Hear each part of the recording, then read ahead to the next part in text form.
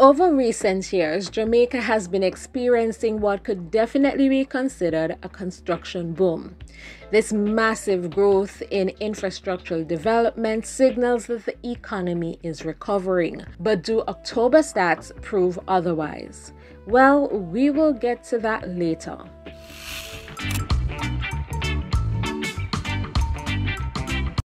Even without all the stats, the average Jamaican can see the growth taking place. We see it daily, and if we don't see it, we definitely keep hearing and reading about new construction projects popping up all across the country. As soon as I do a video on a new construction project, I hear about another one, and it makes you feel positive about Jamaica's future, doesn't it? Well, it certainly does for me. We are witnessing building expansions, construction of high-rise buildings in the corporate area, new business process outsourcing operations, housing developments, new resorts, road construction, and new commercial facilities. This is not just taking place in Kingston or Montego Bay, it's all across the island.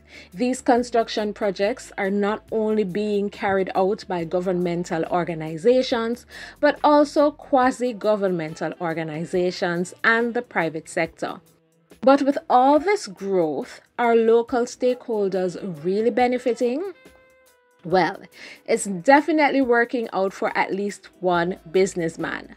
According to this July 20, 2022 Gleaner article, construction boom spurs expansion in Dunn's ready-to-pour concrete line. Steve Dunn, managing director of Dunn's Electrical Home and Decor, is experiencing growth in his business, specifically its ready-to-pour concrete mix offering. I suspect it must be the same for other businesses that carry similar products. The growth has led to him relocating in order to facilitate an increase in production. However, it may not be working for everyone in the construction industry.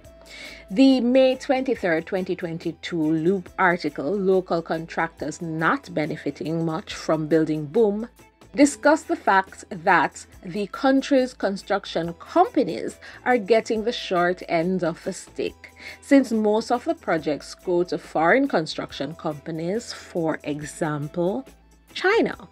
It would seem that Chinese contractors are the ones benefiting from major construction projects.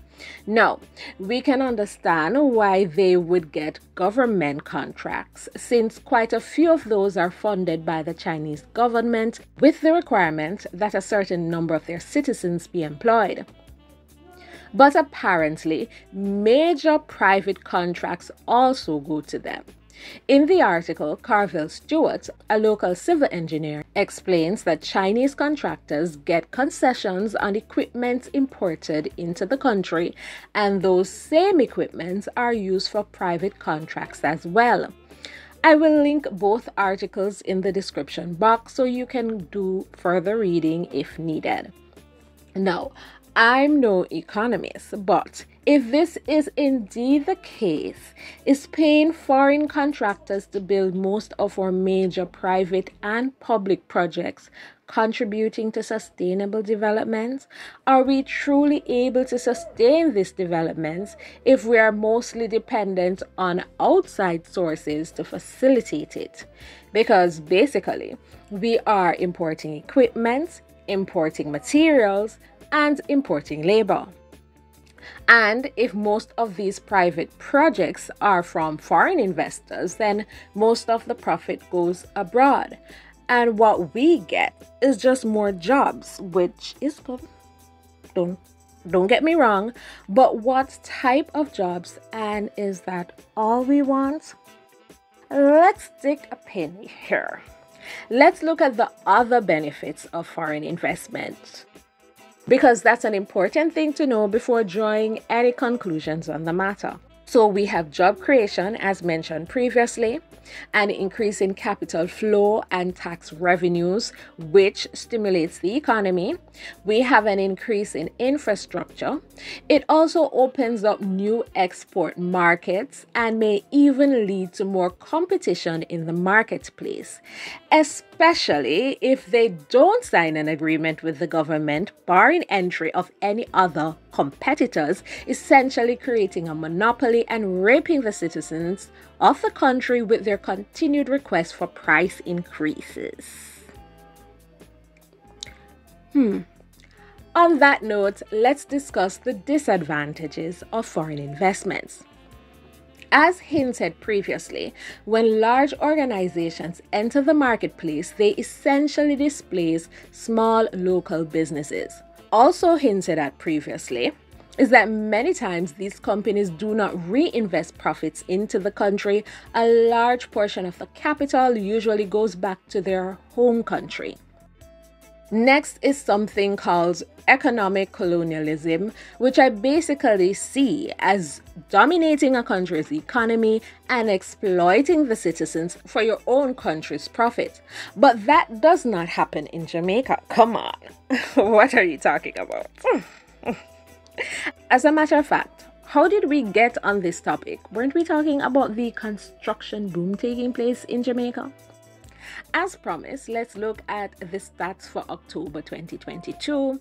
My source, the Radio Jamaica News article, Construction Industry Records Drop in Output, dated October 6. The Statistical Institute of Jamaica reported a 5.2% drop in the industry's GDP for the second quarter.